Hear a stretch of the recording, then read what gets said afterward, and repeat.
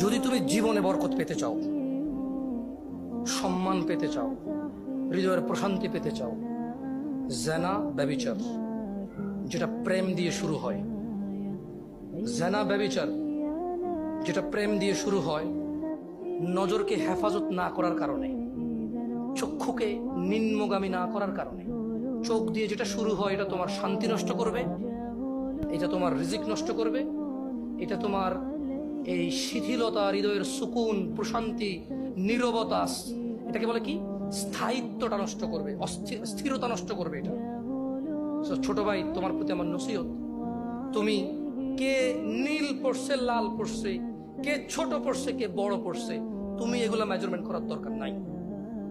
তুমি নিচে নজর রাখো, হাঁটো, তোমার এটা জানারও দরকার নাই আজকে তোমার সামনে দিয়ে কয়টা মেয়ে কি পড়ে গেছে তুমি দেখোই নাই। তুমি নিচে হাঁটো, যথাসম্ভব তুমি যতটুকু নিচে দেখে হাঁটা সম্ভব তুমি তোমার চোখকে হেফাজত করো। লজ্জাস্থান হেফাজত হবে, লজ্জাস্থান হেফাজত হলে তোমার হৃদয়ের প্রশান্তি নষ্ট হবে না ইনশাআল্লাহ। রিজিকের দরজা খুলবেই খুলবে।